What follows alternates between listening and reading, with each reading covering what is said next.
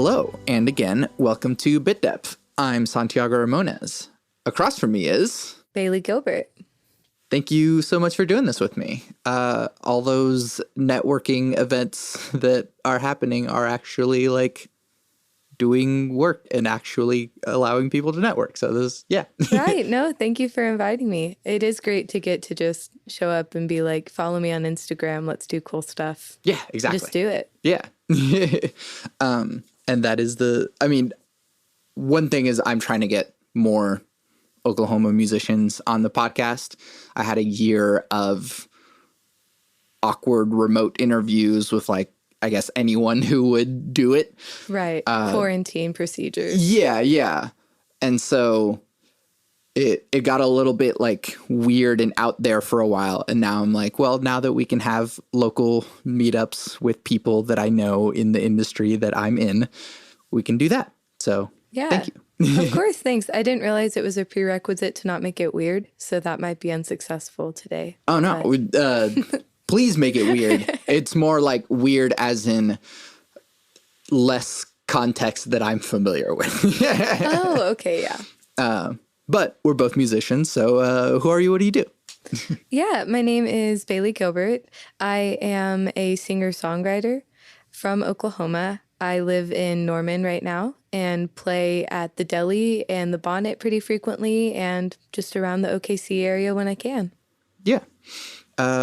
What do you play? What are you singing about? Right. I play guitar at most of my gigs. I play mandolin, piano, and bass and ukulele at my house, but none of them are great for solo acoustic work. I write songs that are very autobiographical. So they're very honest and usually emotional. I make a lot of jokes about making people sad or songs about trauma. So yeah. And everyone writes a lot of those, and it's always kind of difficult to, I guess, present it in front of an audience because there's some level of balance between you want to express yourself, and then there's the people are watching and I want to entertain.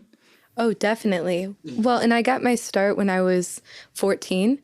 I started playing publicly and writing and performing original songs.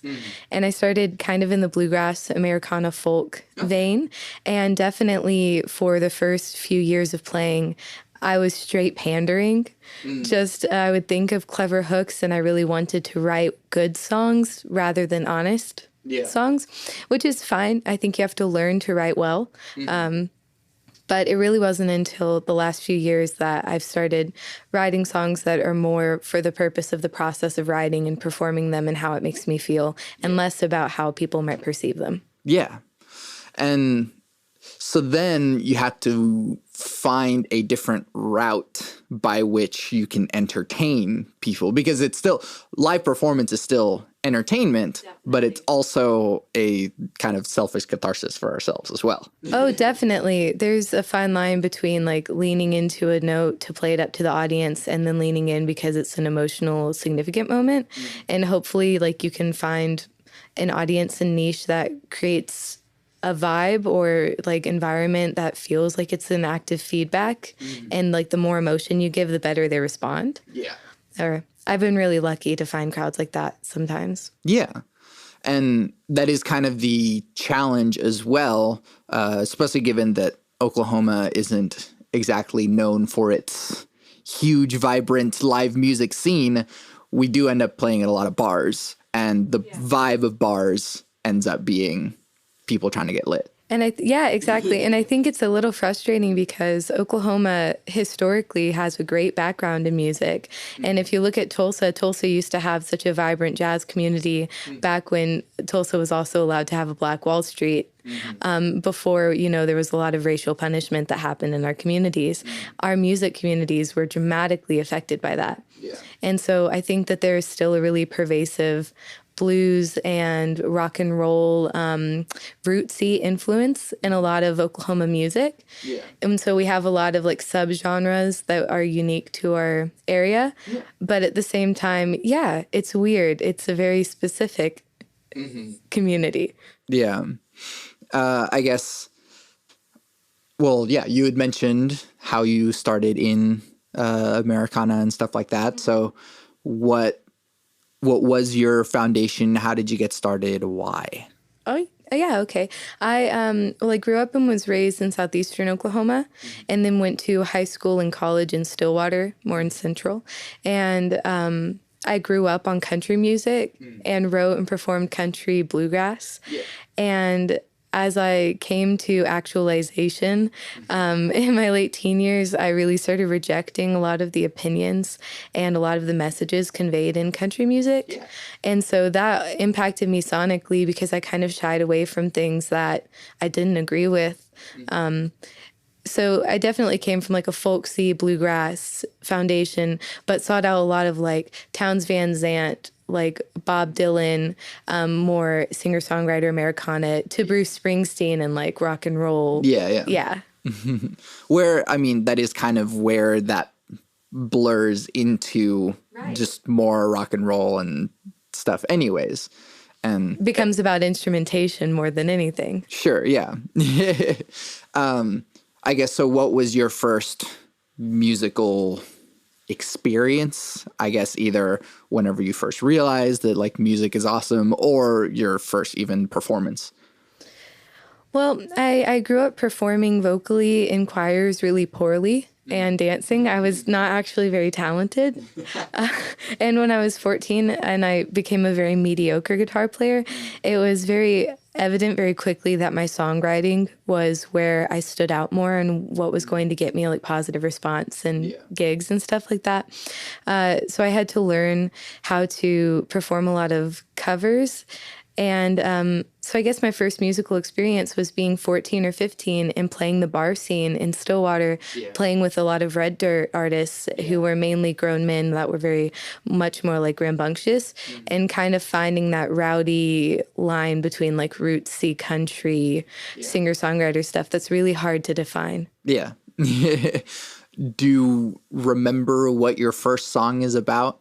First song you ever wrote? Do you still have it? I do. The first song I ever wrote was called Dreamer, and it was about liking someone who was with another person and feeling like that other person was bad for them or dishonest with them, and they didn't realize it. Yeah. And so it was very angsty and Avril Lavigne naturally and 14. 14-year-old. Yeah. Cool. And then I guess, so where did you go from there, and how did your moving away from the more country feeling change you as an artist, and where did you go? Yeah. Well, I guess it's important to provide context that I loved all kinds of music, and I've always been a sucker for pop and rock and anything that is just very fun and upbeat and dancey as well. I'm a really big fan of rap. I'm a really big fan of like soul music. And just to say that I have a diverse listening catalog, but I always felt really limited in what I could express because I was like, well, I'm a girl from southeastern Oklahoma with a heavy accent, and I know that I can pull off this kind of country thing. And so when I was a teenager, it was very much about what I knew I could get away with. And I guess moving away from country helped me explore what is it about music that resonates with me personally, and how can I isolate those elements rather than trying to just fit into a category I've chosen for myself. Yeah. Who are your biggest influences now?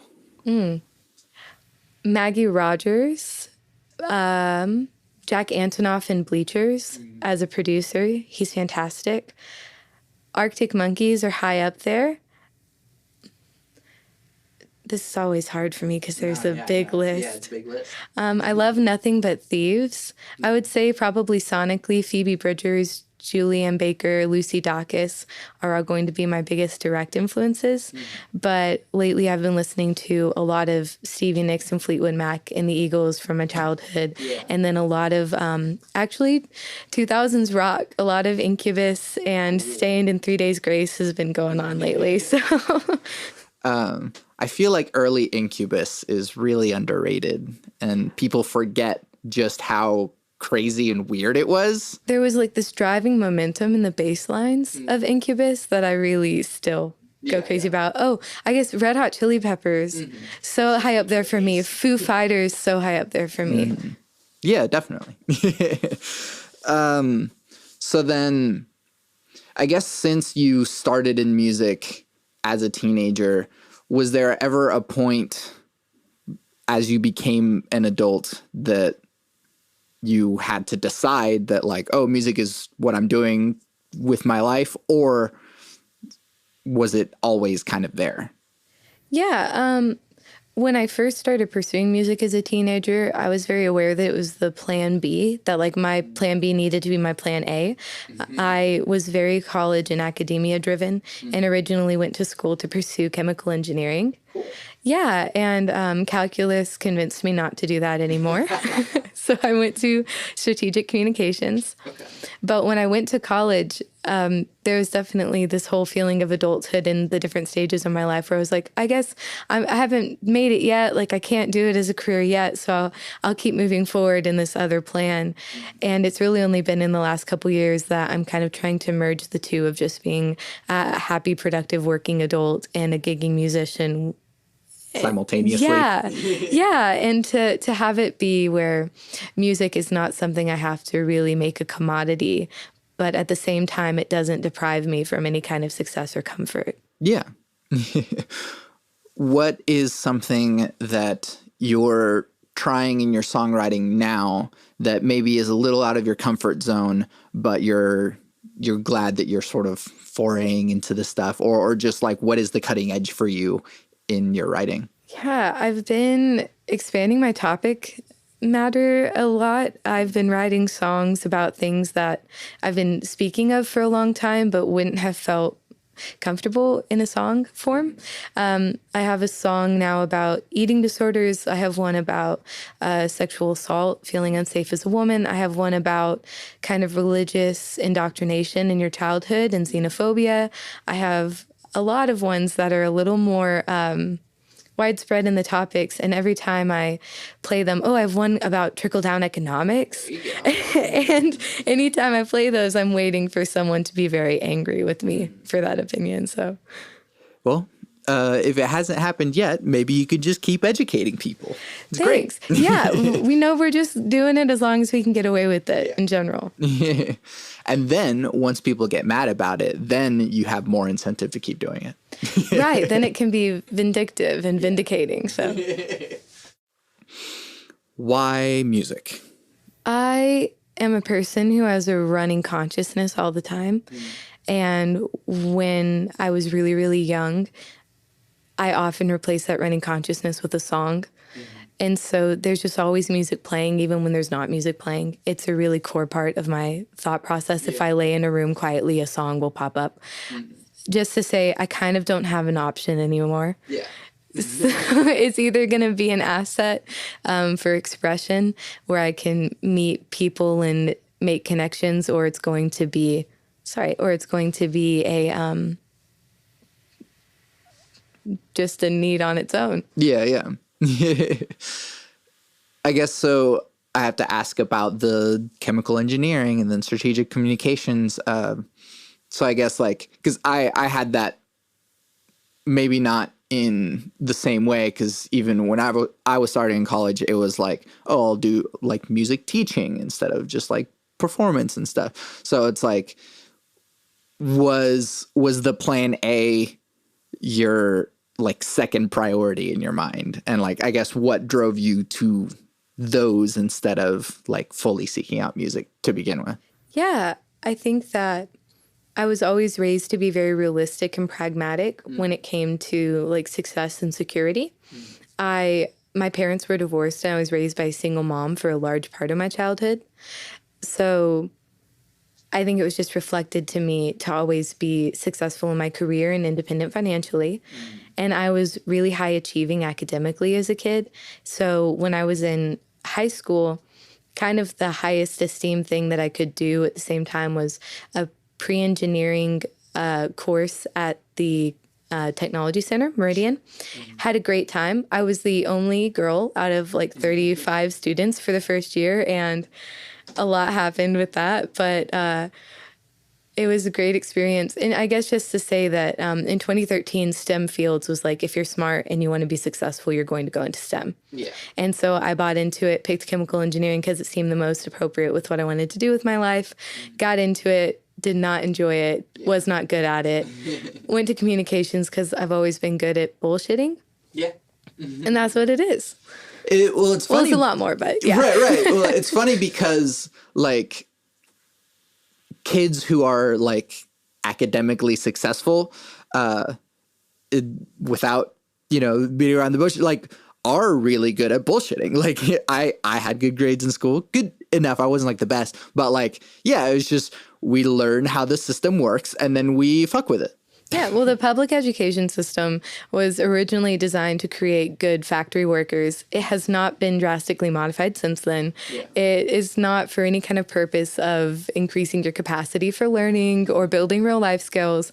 I am very, very good at receiving direct instruction, following it to a T, and not making waves. Mm-hmm. And I think after 12 years of doing that, like developmentally, it impacts you as a person. And so a lot of kids who did that well are frustrated that the rest of the world doesn't adhere to the strict rules and system that we were taught to play within the whole time. Yeah. So.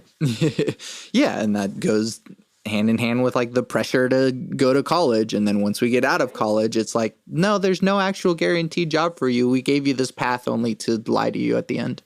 Well, and to get you obligated, hopefully with debt, to continue pursuing further betterment, to make more money in positions that may or may not be available when you get there. Yeah. While inflation rises. Yeah. 2021, it's a good time. Yeah. We've created this prison for ourselves, and it's great. We're hoping the system will collapse. We know one. We know one. I've had like 6 years as an adult. I've affected very little change or impact. I'm putting the blame firmly on the people who have been adult for longer and who are benefiting from the system and reinforcing it. Yeah. But yeah, no, it's not like there's anything I can do about it. Right. Just to say, let's not be too hard on ourselves. Yeah, that's true. There are people paying really good money to keep this up. Yeah. I don't know how to like transition away from the darkness there, but let's go into like the broader philosophical musical questions, which is there such a thing as bad music? I think yes, because there can be music that's poorly made for bad reasons. Mm. And I think that there's a lot of elitism in the music communities. I think that mainly it is just whatever is needed for people to think that whatever teenage girls like is like demonic or embarrassing as can all be. But I do think that there's such a thing as bad music. Yeah. And then I guess what to you makes good music? And that is obviously just your opinion. Yeah. I really have pop sensibilities. I like a good strong melody and hooks and repetition. I like for stuff to be cohesive and clever. But really anything that's openly honest and communicative that does like an effective job at communicating a unique idea or a common experience, that's going to resonate on some level. Yeah. So thank you for being, I guess, one of the rare people that I hear actually use the word communication on top of music, because I don't hear enough people say that, like, yeah, music is communication. So, yeah. Thanks. Yeah. I think it becomes obvious if you work in like the music industry and you also overlap with communications, as you do. That becomes intertwined. And if we're being 100%, when I switched from chemical engineering to strategic communications, I told a lot of my friends at the time, this will be useful if I do decide to pursue music full time. When I get out of college, I'll be able to manage myself. I'll know how to promote everything. And it is all true. And now I understand why those are all separate paid positions that many people work for each artist. And but it's a pressure that we put on ourselves as independent artists to do all of it. And to do it before we wake up in the morning so we can do all of our other stuff when we're supposed to do that. Yeah. And you mentioned sort of like how intention goes into what makes good or bad music. So do you separate art from the artist? To a certain degree. To a certain degree. I think there is fantastic art that has been made by awful people. Yeah. Graduation. So 808s and Heartbreak. Just in the sense of there are lots of people who I think were very prominent, who had a really great moment, who were greatly impactful on music. Sometimes I have a really hard time if I know that someone was a hateful or bad person or harmful. I can't really listen to their music and not hear that come out, because those people also tend to express that in their music. Mm-hmm. Yeah. It's funny that question always ends up just being a Kanye question. Yeah, I think of Chris Brown more easily. Sure. Just because he really did have a lot of a comeback, and Kanye just kind of stayed right where he was and transformed in front of us. Yeah. Which, it is what it is. There are a lot of like cultural significances to Kanye in his career, and there's a lot of like musical significant like contributions he's made. Yeah. But there's a reason why he always comes up. Yeah. And it's because he's an asshole. Yeah. I guess on another note of that, are you familiar with Pine Grove? It rings a bell, but I don't know what. They're just an indie band that they had some accusations come out, and their lead singer tried to address them appropriately. And there's a lot of different opinions on whether or not they did as a band address it appropriately. And that's one of those instances where I'm like, is this about the person or the topic? Is this about the artist or the topic? I do think that you can go too far in either direction, I guess is what I'm saying. Yeah. Well, and for me, actually, this is often a question about the band Brand New. I don't know if you listen to Brand New. Yeah, I do. And I was actually, before you got here, I was wearing a Brand New shirt, and I was like, wait, I don't know where she's at with that. I'm going to change shirts. No, I appreciate the consideration. With that, I really just try and honor that everyone who felt violated is given a safe space to express that and to communicate what was violated. I think that the whole purpose of reporting and bringing something to community attention is not for us to decide punitive behavior, but for it to be appropriately addressed. Yeah. So once it's been appropriately addressed and a decision has been made one way or the other, I do tend to just go with that decision. Brand New, I think, is an example of that for me. Yeah. And that is hard, because it's like, you yourself as a consumer have to decide whether or not you forgive the transgressor. And even if those transgressions weren't against you. Yeah. Well, and also like, there's this weird feeling of like, do I have the right to forgive this? Individual responsibility is a really weird concept. Yeah. In all forms. But as a music fan, it's very odd. Yeah. I still don't listen to their second album. Yeah. I will admit all my stuff is very old tracks of stuff that I'm aware of and listen to. And there's a very specific track on their second album that is like very specifically the whole thing, that like the allegations, like it's sort of a poetic representation of basically what he was doing at the time. And I just can't listen to that song anymore. No, I think that's very valid. The Pine Grove band I mentioned had done that as well, like addressed it in their new albums. That was one, though, where it was like someone was like, hey, I think the power dynamic made consent really blurry. And they were like, okay, like let me go to trainings, let me take a break off of tour, let's delay this next album while I get my head on straight to make sure that I don't do this to anyone else. Yeah. So I think that method of handling it versus other methods of handling it makes a big difference. Yeah, exactly. Doing the work. Yeah, that's the definition. If you're going to apologize, there's like a promise of doing different next time, which means doing work to make sure next time is different. Exactly. So.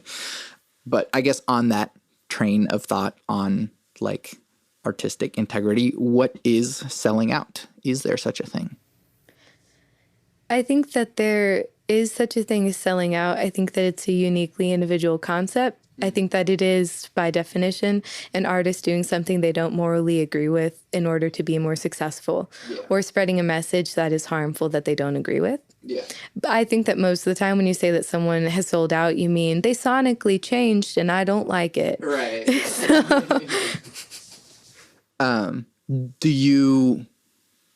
Are there artists that you feel have sold out, or do you feel like it doesn't even matter? Honestly, if an artist has sold out, they probably just lost me as a listener somewhere along that journey. If whatever you pulled me in is somehow compromised later in your career, like whatever trait it was that had my interest, I'm going to notice that's eroded. I guess one artist that I would say that for, and I don't know if this is super appropriate, but Katy Perry, when I was younger, I did really enjoy her music and like have drastically turned around to where I avoid it just because I don't tend to like it. And also the content of it is not the kind that resonates with me. So I guess that's good. Right. And then the other hard part about it is that like us as starving artists, if we were put in that situation, it's hard to know whether or not we actually would or wouldn't sell out, so. Right. Well, and I really think it depends on your definition of sellout. I think that the idea that every project that you ever make has to be like a perfect representation and encapsulation of your aesthetic and niche and vibe is a little silly. And I think that often I hear sellout whenever bands will take breaks and the individual members will do separate projects. And then those projects will get more or less success vis-a-vis. They might come back together. I think that that's just, I think it's all very entitled to have that commentary on other artists. Yeah. I think that I would not judge other artists for becoming successful, even if it meant that they changed their sound or something or changed their aesthetic. But I would judge them if they compromise their moral integrity, which would be difficult to do. Yeah. No, I mean, and that's the hard part too, like as an indie artist, and especially like with the state of the music industry as it is, like at this point, signing to a record label is like effectively making a deal with the devil. And so it's like, it's hard to say it. It's like, that is a lot of money though. It really, but you have to ask yourself, like, if you were in the tech industry and you had like a friend who had the opportunity to sign on for like project management for an oil and gas company and it was like a fantastic thing, would you resent them for working at a job that maybe didn't have a fantastic impact for a short period of time? If it got them a lot of success, it provided financial security. I guess that I just am like, we live in like a slave capitalist society. It's really hard for me to judge you for getting bread when it's literally about like getting bread. Yeah. So. And I mean, I kind of do. Like if I do have friends that effectively do work in like an oil and gas field, and it is a little bit like they know it, I know it, right? And it's like, this sucks. Well, it's kind of like when you're like, oh, I'm a teenager, like I have no good options for employment other than monopoly corporations, and I also have to make money because I don't have experience. And just, I don't know, it's all hard. We all have our climb. I think that it's what you do with authority and power that I'm a lot more critical of. Yeah. So, like, if they got into the position at those jobs and then continued really harmful policies and, like, kept climbing into that, we probably wouldn't be friends for very long. Yeah. Yeah. I like that nuance in that. I guess last question on the musical front. What advice do you have for people that are wanting to do music? There's a difference between taking it seriously and taking it, like, hard. Or taking it too far. I think that you can be very serious about your craft, very serious about your art, very serious about your livelihood if you're using your music as such. At the same time, I think understanding what a toss-up the industry is and how networking is everything in any industry, but especially this one. So just, if you're in music to be successful, it's going to be uncomfortable. Yeah. You have to be in music for the enjoyment, whether that's writing, performing, or recording. Find your niche that you love, get really, really good at it, and then see if success comes. Yeah.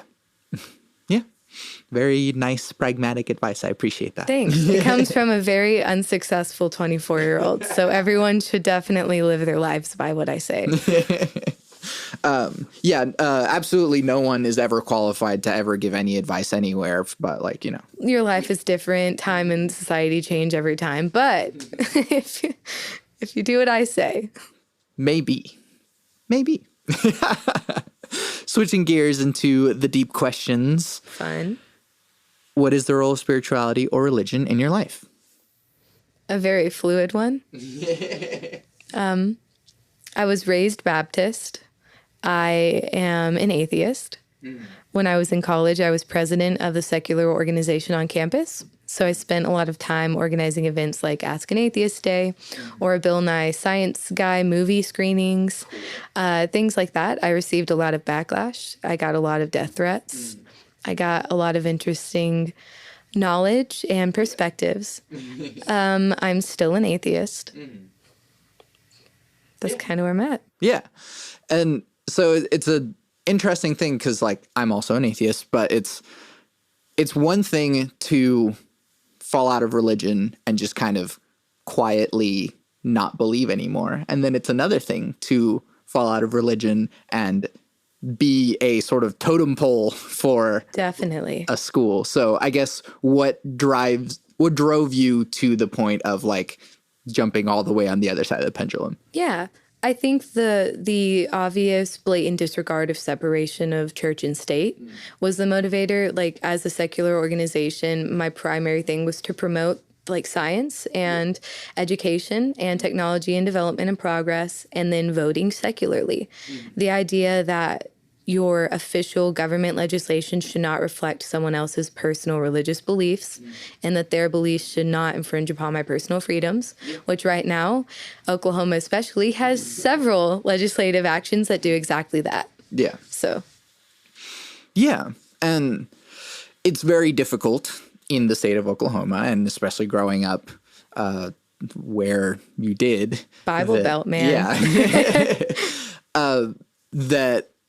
Yeah. Again, it's being a lightning rod in a place where the retaliation comes down much harder than it would anywhere else. So I guess what was some of your experience in that? Yeah, I think for me, the issue of gender equality is inherently tied into religion. Just because Christianity, and especially Baptist denomination, is very binary. Very sexist. Like, women can't hold leadership positions over men. All of the doctrine is about, you know, bowing to your father, bowing to your husband, being a good mother, being like a servant of God, which means being a servant of your husband. And I guess I just think that there are really, really, really harmful sexist messages put into it. And so by the time that I got to college and was louder about it, I had already experienced a lot of it. Yeah. A lot of pushback and a lot of violence and a lot of anger about being a young woman who couldn't keep my opinions that it didn't make sense to myself. Where was the turning point? Because, okay, so actually I'll tell a smallish story beforehand, but like, so you, on the Google form, I have like, what questions do you have for me? And you asked me about like why spirituality is like a point in the podcast. And it's because I kind of had that similar experience in that I was raised very Catholic, and then I fell out of religion and fell out really hard. And so that was a huge turning point in my life. And it was very significant because it sort of was a part of my identity that I suddenly had to reshape. Yes. And so that's basically why, is that we do shape our identity in large part based on these spiritual beliefs. And regardless of who you are or where you're from or how you were raised, you at some point have had to come face with some form of spiritual opinion. Right, right. Even if it is just like an ambiguous agnostic for life, like, and I don't get involved in the obvious craziness. Yes. But like, yeah. And even those people still have their opinions. Yeah, exactly. And so, yeah. So for you, what is that story of being raised Baptist and then what eventually chipped away at it until you came through. Yeah. The behavioral expectations and the cognitive dissonance of what I was taught and what I was experiencing were the main ones. I think that a calling card of modern Christianity and modern religion in general is hypocrisy. And I really, really struggled to be told that I was going to burn in hell and have eternal damnation for just thinking the baby versions of what I was watching people do around me all the time. When I was 10 and my parents got divorced, we were kicked out of our church because my mom wouldn't publicly apologize for having a divorce. And just to say that there were a lot of social repercussions, a lot of community repercussions, and it was all hypocritical, and it was all socially motivated, and it was all a form of behavior control. And so I would say that that was probably when I realized that like the God of the church was different than the God of my family. And then as I got older, realized that the God of my family was also not my God. And that really didn't come until I was 17 or 18 and going to college and dating a guy seriously and having to kind of fully confront myself with who I was and the way that I still thought, and then the woman that I had been told I needed to be. Yeah. So. Yeah. Was it more like ideas percolating, or was there also like a level of research into it as well? Everything I do includes research. I'm a heavy reader. I was a huge reader. I will say, okay, how about this? My first religious awakening was reading the Chronicles of Narnia books by C.S. Lewis. I read all 7 of them when I was a preteen, and it was very clear to me that it was a metaphor for Christianity. And in the final book, there's a moment where Narnia is like collapsing and the characters are going to the afterlife. Sorry for spoilers. It's been out for so long. It's your fault. But there's a moment where they are all going through the doorway and they're being collected either by Aslan or like the demonic representation, which was very racist, but whatever, C.S. Lewis. Anyway, but the people who had done things for good and in the name of good, it didn't matter what God that they had done, that they had been worshiping while doing those things, they were sent to heaven.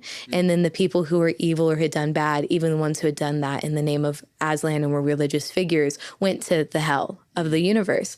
And so for me, that kind of doorway from Christianity and the set rules into like vague morality and good and bad and justness and eternal karma, if that makes sense, that was really eye-opening. I couldn't resonate with a lot of the biblical stuff after that. Yeah. And C.S. Lewis is sort of notably like divisive in... Yes, because he's, largely a Christian, like herald in a way, but a lot of his works encourage people to move away from faith. I think that maybe he was just not as far on the journey of thinking things, or he had more connection to it. His Christianity probably never demeaned him the way that mine did. So yeah. I did read Mere Christianity as I was like trying to hold on to the last hopes of holding on to Christianity, and it didn't work.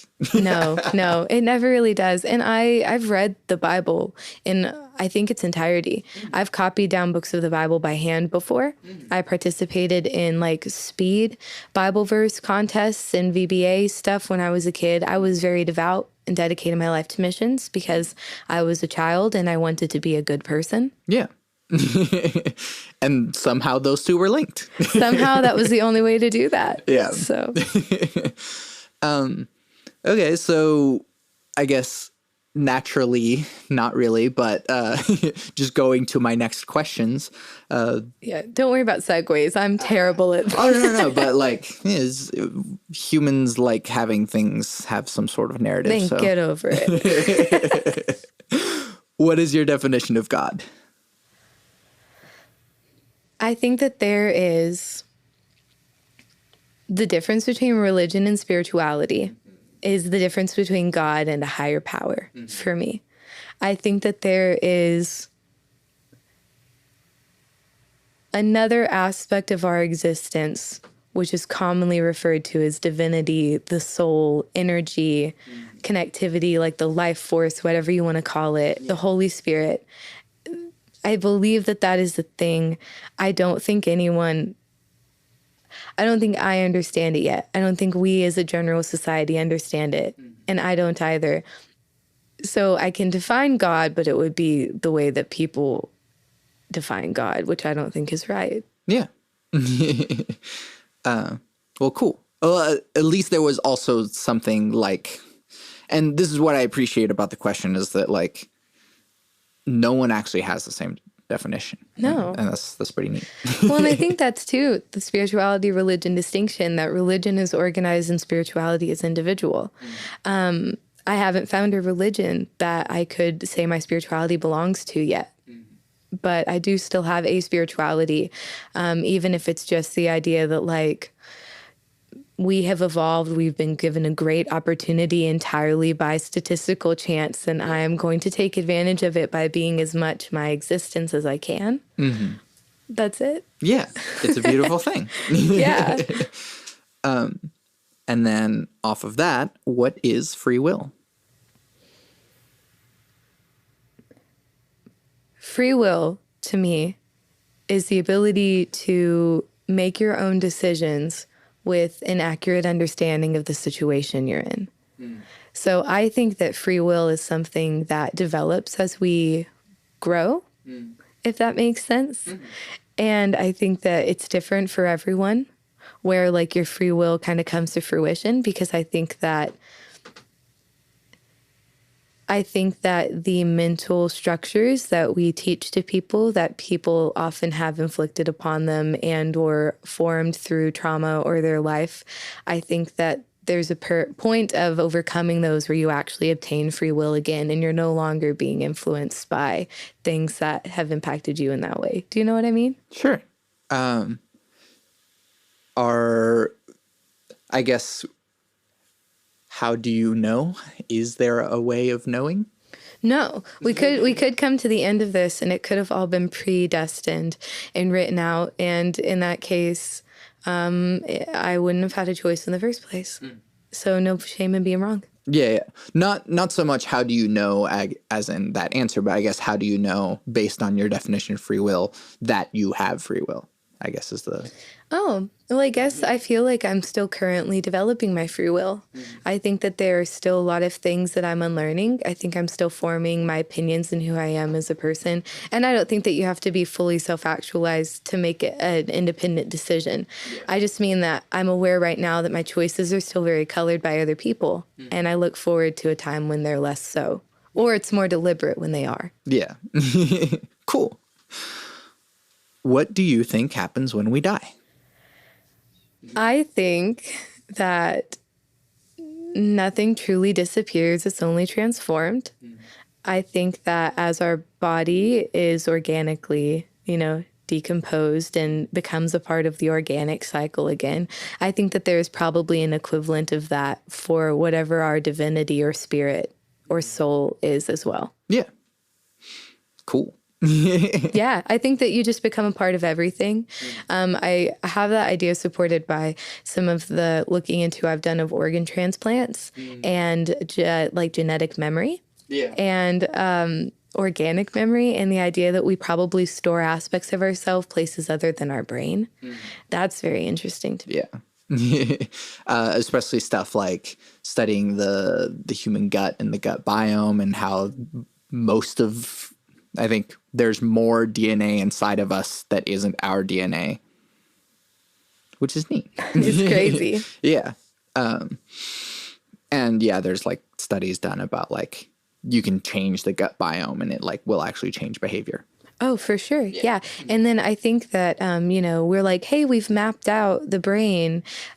That's not the same as understanding it or understanding like what the chemical responses are doing, how neural pathways are actually formed and maintained is still a science we're learning. Yeah. So we don't know how we work yet. Yeah. Anyone who tells you they do is full of shit. Well, or just they haven't looked into it enough yet. They've looked into it a lot, not enough. How do you determine what good behavior is? I think that I have a personal set of boundaries and expected reciprocated consideration. And that's very individual to me. And the best I can do is communicate that to the people around me. If it's been adequately communicated, I define good behavior as someone respecting all of that. In terms of other things, I kind of don't like to be presumptuous on morality for anyone. I am a kind of malice, being malicious. Like if you are doing something for mean reasons, to be malicious, to be destructive, to be harmful, that's bad behavior. There was a sort of philosophical question that came up in like on a Facebook thing, as it usually does, which is like there was a tweet that said that people are always looking for someone or a group of people that they can be cruel to. Is there a group or a person that it is acceptable to be cruel towards? And how would you justify it? Right. I think it depends on your definition of cruelty. I think that is often a statement made in justification of hierarchy. The idea that in order to be elevated, someone has to be underneath, and a resistance to a flat plane, like a resistance to actual equality, I think often motivates that. People find themselves in difficult situations, and they will often compromise on a bad decision to avoid what they view as a worse consequence. Yeah. And I think that people justify a lot to, like, the ends justify the means kind of vibe. I don't think that cruelty in the way that I would describe it is ever needed. I think sometimes it's unavoidable in the human experience. Definitely to experience, but to inflict, I think you learn to not be cruel. Yeah. Kids definitely aren't born with empathy. But I guess to say, I think vengeance, vindication, cruelty are not actually necessary. I think that you can achieve contentment, closure, without inflicting anything upon anyone. I think that defensiveness and aggression in terms of like assertiveness are all good things. And retribution is sometimes unavoidable. But I don't think that you have to be cruel to anyone. And I don't think there's any group where it's like acceptable to be cruel to them, unless it's people who have been cruel to you. And even then, I don't think cruelty is the right answer. Yeah. Cool. And I think that was a better expansion of where the good behavior question Thank goes. you. I'll eventually find it. And then, how do we reduce the division between people, if that is a goal that you have? Yeah. How about we just allow division to be more deliberate? Educate people, give more free will, let people make decisions with accurate information. I think that people are becoming aware of how controlled and limited our exposure has been as social groups. And people are coming to break down those barriers, but exposure is the only thing. Travel, education, real unbiased knowledge, or several biased sources so that you can land in an unbiased middle. I think that's the only answer. Yeah. I guess this seems a little unrelated to the sequence of questions that I have, but you've traveled some in your life. And so, like, you started in southeastern Oklahoma and you went to Stillwater, and you mentioned that you were in Oregon. So, like, how have those different places and people that you have experienced shaped how you perceive the world and people in general? I traveled to Oregon a few times, like made the West Oklahoma to West Coast drive a couple times. The exposure to actual rural living in America is insane. Like driving past a camper and thinking that there's no way someone could live there because it looks very debilitated. And then when you drive past again, there's fresh clothes on the line. And it's like 50 miles to a gas station either way. And you just have... I began to realize the vast differences between the ways that people lived and then the very sobering similarities between the ways that people lived in America. And it made me realize how big the world was and how recent a lot of our social mirage has been. Cool. We're all very similar and different as well. Right. I do think your environment drastically shapes who you turn into, and the impact of living in like a mountain state versus the plains is very evident. And living near somewhere like California versus somewhere like Texas as your major population centers was impactful as well. I really think the main thing that I realized was how limited we are to class and education and like what choices you're even given. Yeah. Do you believe humans are evil by nature? No, I believe that we are adaptive.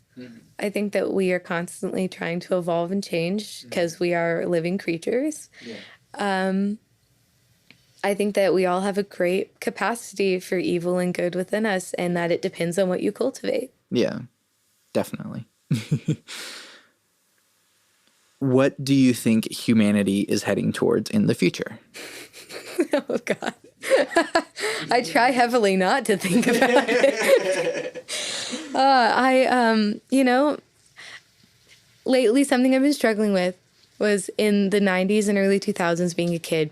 Climate change was very relevant to me. Like I was a kid who went to the zoo and the aquarium a lot when I had the opportunities. I went to the library all the time. I read a lot.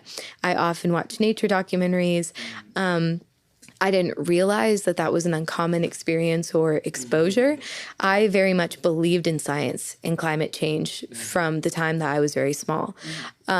I cannot believe that at this point in my life, it is more debated than it was at that point, that people believe in it less, and that I've seen its effects not only in the wildfires in Oregon and the crazy heat waves that were happening while I was there and since, and also in the changing seasons of Oklahoma. So spanning half of a continent, almost, like I am watching the real life, my lifetime span effects of climate change and how it's eroding our earth. Just to say, I hope that there are people within power who will not allow us to crumble into oblivion while Elon Musk and Jeff Bezos race to Mars. But at the same time, I am aware that that looks like where it's pointed for a minute. I'm really, really relying on the fact that humans are adaptive, and as parasitic as we are, it makes no sense to kill your host. So I'm very, very hopeful that we will head towards a drastic progress, social change, and change on our view of technology, and a rejection of a lot of the more traditional approaches to business and environmentalism so that we can have a future. Yeah. And then because of that, I put this question after it. What are you optimistic about for our future? I am optimistic about the fact that there's still a lot of good to be done, that there's still a lot of small happiness, that I'm optimistic that I will probably find personal contentment, as selfish as that is, that we will probably not become a giant flaming ball of death at any point while I'm around to see it. Sure. So I'm optimistic about that. I really, really am optimistic about countries other than America and what they've been developing, and how maybe some of the bright minds that have been a little more restricted by policy here might connect on a global level as the need becomes such. Yeah. Cool. You're like, what are you optimistic about? And I'm like, God, apparently not much. We're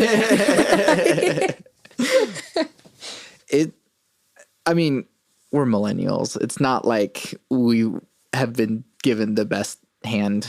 Right. Like, if I look at all of the evidence, I really am optimistic about the fact that none of it's been too much yet. Yeah. And I'm going to get the opportunity to keep going, hopefully. Like, what's good? We're not dead yet. Yeah. And, I feel a big connection to the primal desire to not be dead. Yeah. Cool. Which, again, is an improvement over history. Sure, yeah.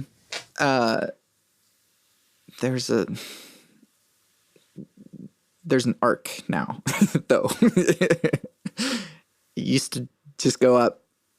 Oh, yes. Now it's starting to not go up. There are a lot of days. It is quite a privilege to have to suffer through all of them. But I honestly am just so much more happy and optimistic than I was this time 2 years ago. As bad as everything has been, as bad as COVID has been, as bad as the pandemic was, and the impacts of certain legislation, and as slowly as we seem to be improving from those standards, it's still better than I felt in 2017. Cool. I'm glad you feel better than then. What makes you content? Peacefulness. I really, really enjoy feelings of safety, security, openness, vulnerability. So right now, when I picture being content, I am on my couch in my apartment with my dog, listening to music and painting something. Cool. What kind of paint? I paint miniatures and figurines a lot. I got into D&D a bit over COVID, and so I have a little miniature painting kit. Right now I'm painting a bunch of fairy garden figurines. Awesome. Just 'cause, man. Yeah. I'm glad I asked that clarifying question. Thank you. When will you be satisfied? I don't know if I ever will be. To drop back to music, when you talk about stuff that I write about, a common theme in a lot of my songs is this idea that I have like this deep longing, dissatisfaction, wanting drive of something, and that I really only feel that kind of satisfaction largely when I'm performing and in a really good vein, but at other times when I'm just really in the pursuit of something that I'm very passionate about. Yeah. And, that's one of the sad things about adulthood is that list gets bigger and smaller at the same time. Like your passions become divided and change. But I don't know if I'll ever be satisfied. I guess that when I am, I'll be ready. I'll be settled. As assuming that satisfaction is a permanent state rather than right. A well, that's to one. me contentment, satisfaction. I guess I'm often satisfied with things, but general satisfaction. What advice do you have for people in general? Obviously, outside of the qualifier that is we are young people and are not qualified to give advice. Of course, go to therapy. Get a therapist. Get one that you like. If you get one and you don't like them, get a new one. Keep doing that until you have someone that resonates with you.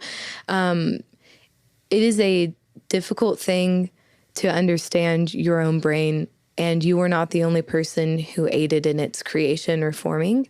So it makes sense to need outside help sometimes to sort it out. Don't believe every thought that you have as fact or as your own. I guess just to say, question authority, even your own.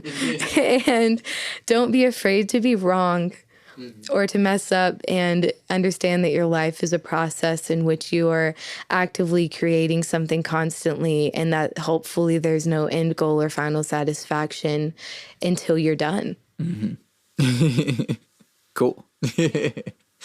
There's a quote, and I have long since forgotten who said it, but you wouldn't climb Mount Everest without a guide. So why should you do life without a guide either? Right. Yeah. Right. And I think that too, diversify your sources. Like in anything, if you want to become more educated or learn something, like read from more than one author, listen to more than one expert. And I think that that's just to say, don't do everything that one authority figure has told you to do, even if it's the Sky Daddy, Stop listening to Joe Rogan. Oh my God. Gosh, just more like listen to Joe Rogan, but like, why does his opinion mean more than yours? Yeah. You're doing the same thing as him. I promise. Last question, potentially most importantly, cake or pie? To eat cake, to make pie. Ooh, I think that's the first time I've gotten that distinction. And I guess what is best of either then? I like the cake itself, like not the frosting, if that makes sense. I would rather. I mean, like kind of cake, but yeah. Oh, that does make sense. Anything chocolate is right up my alley. And then for pie, I make berry pies a lot, but my pie crust is kind of my specialty. Sweet. Awesome. Bailey, thank you so much for doing this with me. Thank you. Where can we find you and your things? I am on Instagram at Bailey Gill.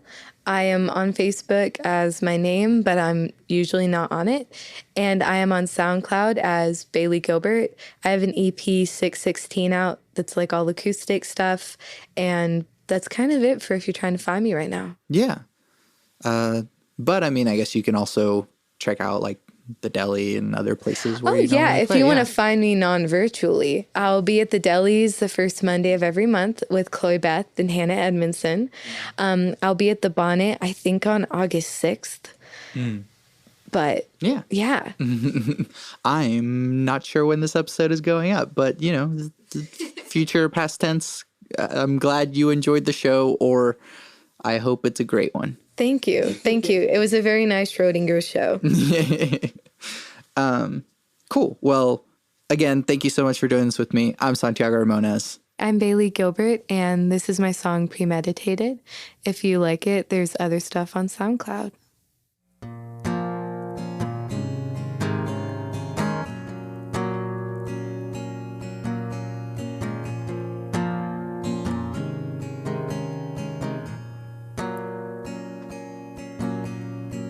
Picked up your bad habits 'cause I needed to hold you, even just the worst parts.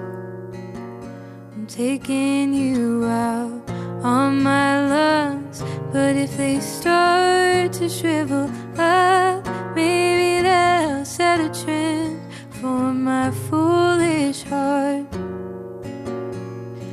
I was never what you wanted, just a thing that you could have.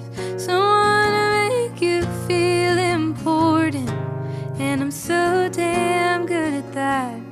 You never run out of excuses to undercut my expectations.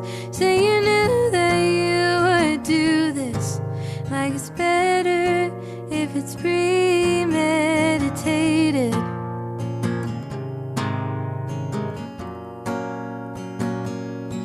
Idolize a new direction, weaponize your indecision. You don't mind not knowing what you say or mean.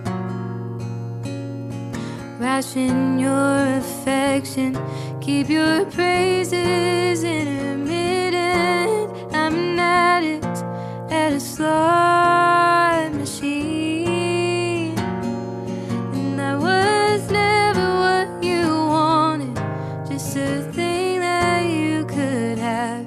Someone to make you feel important, and I'm so damn good at that.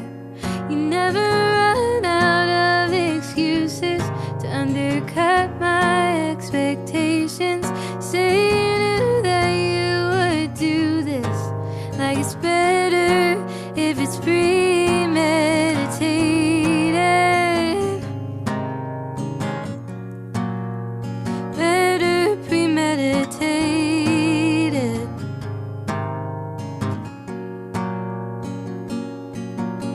And I won't be caught in your self-sabotage. Said you were dragging me down.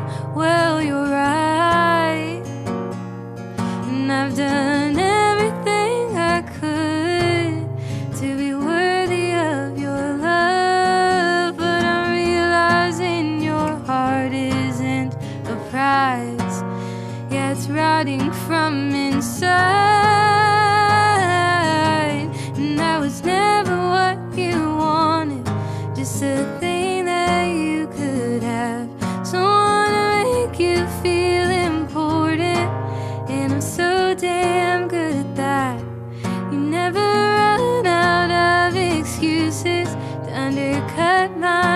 expectations. You say you knew that you would do this, like it's better if it's premeditated.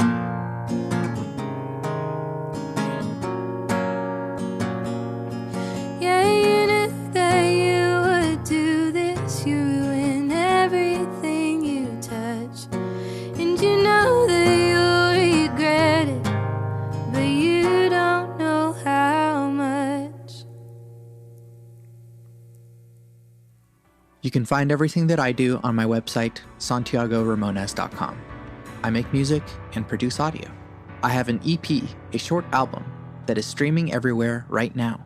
It's called Soundbites. The music you're hearing right now is from Soundbites.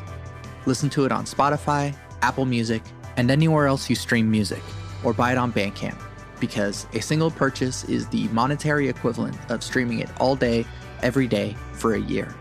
I'm also working on another album, so if you'd like to hear that at some point, you can buy my music, or you can support me on Patreon. That's patreon.com/Santiago Ramones. Follow me on Instagram to stay up to date with all the stuff that I'm doing, both at bit.depth and at Santiago Ramones Music.